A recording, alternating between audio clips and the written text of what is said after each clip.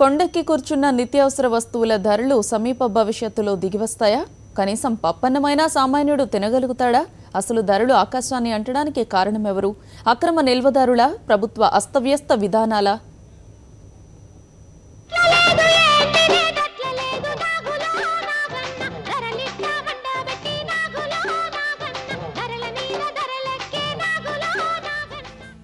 ఏం కొనేటట్టు లేదు, ఏం తినేటట్టు లేదు. నిత్యావసర వస్తువుల ధరలు ఆకాశాన్ని అంటాయి. కనీసం పప్పన్నం తిని పూట గడుపుకునే పరిస్థితి కూడా లేదు. కందిపప్పు ధర కేజీ 200 రూపాయలు దాటింది. చికెన్ కన్నా పప్పు రేటే ఎక్కువగా ఉంది. గర్కి ముర్గి దాల్ బరాబర్ అని ఇందులో ఓ సామెతుంది. అంటే ఇంట్లో పెంచుకునే కోడి పప్పుతో సమానమన్నమాట.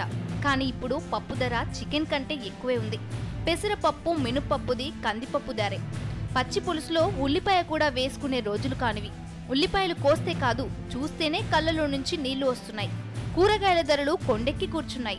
మదనపల్లి హోల్సేల్ మార్కెట్లోనే టమాటా కేజీ ధర 100 రూపాయలు పలుకుతుంది. అది మార్కెట్లోకి వచ్చేసరికి కనీసం 130 రూపాయలు దాటుతుంది. టమాటా వైపు సామాన్యుడు కన్నెత్తి చూడలేని పరిస్థితి.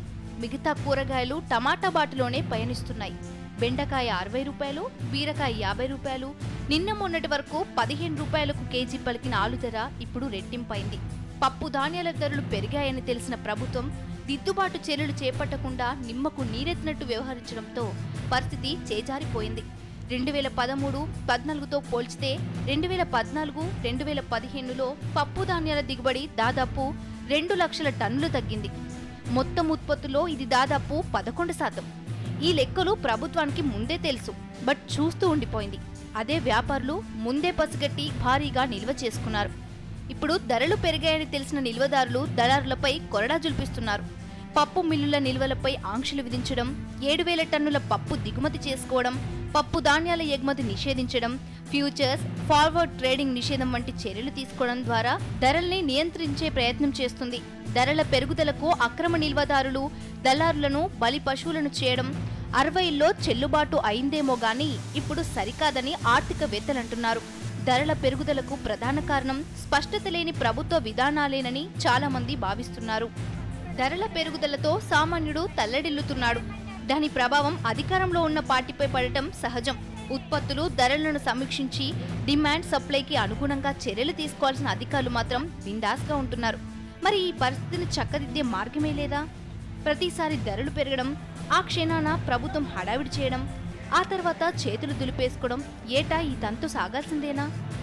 ప్రభుత్వం కాస్త ముందు చూపుతో వ్యవహరిస్తే ఈ సమస్యలను అధిగమించవచ్చని ఆర్థికవేత్తలు సూచిస్తున్నారు. ముందుగా అక్రమ నిల్వదారు అనే విషయంలో ప్రభుత్వ నిర్వచనం మారాలంటున్నారు ఆర్థికవేత్తలు. సాధారణ పంటల కోతల సమయం నెల నుంచి 3 నెలల వరకు ఉంటుంది. అదే వాడుక మాత్రం ఏడాది పొడవునా ఉంటుంది. ఏడాది పొడవునా ఉత్పత్తులు అందాలంటే నిల్వ చేయడం తప్పనిసరి. నిల్వల కోసమే ప్రభుత్వం ప్రత్యేకంగా వేర్ హౌస్లు, కోల్డ్ స్టోరేజ్లకు ప్రోత్సాహాలిస్తుంది. ధరలు పెరగగానే ప్రభుత్వం ఒక్కసారిగా నిల్వలపై ఆంక్షలు విధిస్తుంది. దీంతో అప్పటి వరకు నిల్వ చేసుకున్న వారంతా సడన్ గా అక్రమ నిల్వదారులైపోతారు. ఒక్కసారిగా నిల్వలన్నీ మార్కెట్ను తాకడంతో ఖచ్చితంగా ధరలపై ఆ ప్రభావం పడుతుంది. ఆ తర్వాత ఏం చేస్తారని ప్రశ్నిస్తున్నారు ఆర్థికవేత్తలు. ఈ వ్యూహం వల్ల గిడ్డంగులు, కోల్డ్ స్టోరేజ్ యూనిట్లు నిర్మించేందుకు ఎవరు ముందుకు రారని విషయాన్ని గుర్తించాలని సూచిస్తున్నారు. స్టాకిస్టులు లేని పరిస్థితుల్లో రైతులు తమ పంటను మార్కెట్ తెచ్చినప్పుడు ధరలు అమాంతం పడిపోతాయనే విషయాన్ని గుర్తించాలని హెచ్చరిస్తున్నారు. ధరలు పడిపోతే తదుపరి సీజన్లో రైతులు ఆ పంట జోలికి పోకపోతే మన దేశం భరించగలదా అని ప్రశ్నిస్తున్నారు. ఫ్యూచర్స్ అండ్ ఫార్వర్డ్ మార్కెట్ను సస్పెండ్ చేయడం కూడా తగిన చర్య కాదనే అభిప్రాయాలు వినిపిస్తున్నాయి. భవిష్యత్తులో ధరల పెరుగుదల ఎలా ఉండబోతుందనే విషయాన్ని ఫార్వర్డ్ మార్కెట్ ద్వారా తెలుసుకొని తగిన చర్యలు తీసుకునే అవకాశం ఉంటుందనే విషయాన్ని విస్మరించడం సరికాదన్నది మార్కెట్ నిపుణుల అభిప్రాయం. ఇక ధరల నియంత్రణకు ఒక్కసారిగా 7,000 టన్నుల కందిపప్పు దిగుమతి చేసుకోవడం ప్రభుత్వ అధికారుల అమాయకత్వానికి నిదర్శనమేనని వాదనలు వినిపిస్తున్నాయి. దేశంలో కందిపప్పు వాడకం 4,000 టన్నులైతే ఏకంగా 7,000 టన్నులు దిగుమతి చేసుకోవడం ధరల నిర్వహణలో ప్రభుత్వ అసమర్థత విధానాన్ని చాటి చెప్తుందని నిపుణులు అంటున్నారు. ముందుగా ప్రభుత్వం కనీసం 30 లక్షల టన్నుల పప్పులను నిల్వ చేసుకుని ధరలు పెరిగినప్పుడల్లా వాటిని విడుదల చేస్తే పరిస్థితి నియంత్రణలో ఉంటుందని నిపుణులు సూచిస్తున్నారు.